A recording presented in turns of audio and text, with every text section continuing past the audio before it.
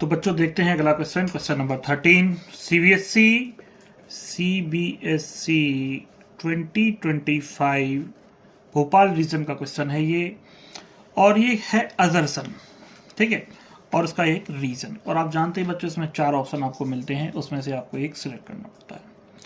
तो अजरसन हमसे कहता क्या है कि a ray of light is incident normally on the face of prism. मैंने यहाँ पर ऑलरेडी एक प्रिज्म ड्रॉ कर रखा है, और यहाँ पर आप जैसे कि देख सकते हैं एक रे ऑफ लाइट है, ये नॉर्मली इंसिडेंट कर रहा है फेस ऑफ, इस फेस पर जो ए बी फेस है इस पर नॉर्मल ही इंसिडेंट कर रहा है, 90 डिग्री का एंगल बना रहा है इस फेस से, यानी कि इसका एंगल ऑफ इंसिडेंट नॉर्मल से, या ये जो इंसिडेंट रे है नॉर्मल के अलोंग ही है। अगर मैं थोड़ा सा डिनोट करना चाहूँ इसका नॉर्मल इस दूसरे कलर से, तो ये नॉर्मल के अलोंग ही है।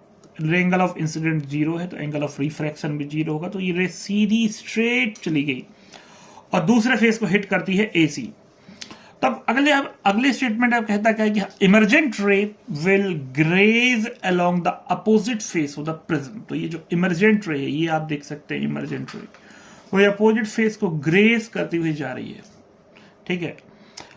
When the critical angle of the glass air interface is equal to the angle of prism. जबकि कब ऐसा होगा, जब ये जो क्रिटिकल एंगल है, ये जो इस फेस की इंसिडेंट रे जो इस नॉर्मल से एंगल बन रहा है IC, जब ये एंगल ऑफ प्रिज्म के बराबर हो जाएगी। तो आप देख सकते हैं कि भाई ये पूरा एंगल 90 होता तो ये IC है, तो 90 माइनस IC, और यहाँ पर हिसाब किताब लगी, ये ट्रायंगल है, तीनों एंगल का सम 180 डिग्री होना चाहिए, तो 90 plus 90 minus IC plus angle equal to 180, 90 plus 90 80, 180 180 180 cancel, तो यहाँ पर एंगल IC यानी क्रिटिकल एंगल की वैल्यू A आ गई है, यानी कि अपना एजर्सन करेक्ट।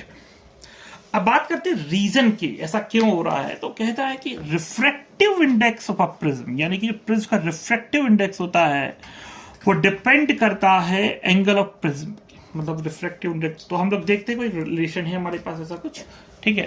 तो मैं थोड़ा सा आगे बढ़ाता हूं, जैसे हमने फॉर्मूला में पता है mu equal to refractive index sine A plus del by 2 upon sine A by 2, ठीक है।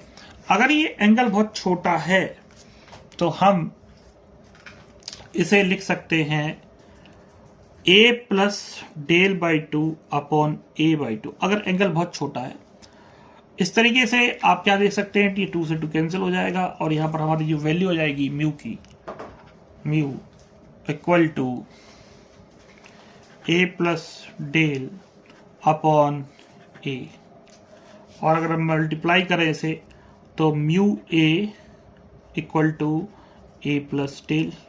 चूंकि हमें रिलेशनशिप रिफ्रैक्टिव इंडेक्स का ही निकालना है तो हम इस एक ट्रांसफर कर लेंगे, तो mu A minus A equal to del, यहाँ से हम A कॉमन ले लेंगे, ठीक है। A कॉमन ले लेंगे तो A अगर हम कॉमन लिखते हैं तो ये हो जाएगा mu minus 1 equal to del. और हम यहाँ से कुछ निर्णय निकाल सकते हैं कि जो A है equal to del upon mu minus 1, ऐसा कुछ हम निर्णय निकाल सकते हैं। अब देख सकते हैं ये जनरल फॉर्मूला था रिफ्रैक्टिव इंडेक्स ऑफ प्रिज्म और एंगल ऑफ प्रिज्म मिनिमम, और ये डेविएशन है A प्लस डेल बाई 2, तो हमने क्या है एंगल का छोटा ले लिया, तो ये basically A plus del by 2 1, A by 2 2 से 2 कैंसिल हो गया। इस तरीके से हमने एक छोटा सा रिलेशनशिप देखा है कि भाई एंगल A और एंगल ऑफ प्रिज्म ये है, और ये बेसिकली रिफ्रैक्टिव इंडेक्स है। कोई रिलेशनशिप एग्जिस्ट करता है, ठीक है, कोई रिलेशनशिप होल्ड करता है। लेकिन क्या इससे ये साबित हो रहा है कि ये जो एंगल, इससे ये जो एजर्सन का कुछ ताल्लुकात समझ में आ रहा है? ऑफ कोर्स नहीं। एजर्सन कुछ दूसरी बारे में बात कर रहा है और रीजन कुछ दूसरी बारे में बात कर रहा है। यानी कि क्या कि बच्चों एजर्सन और रीजन दोनों ही अपनी जगह सही है, और रीजन लेकिन एजर्सन का प्रॉपर कारण रीजन नहीं है। तो यहाँ पर ऑप्शन बी आपको देखने को मिल जाता है, जहां पर एजर्सन और रीजन दोनों ही सही है, but reason is not the correct explanation for this assertion. तो बेटा यहाँ पर ऑप्शन नंबर बी हमारा सही हो जाएगा। बहुत ही आसान सा क्वेश्चन है, ठीक है। Okay student.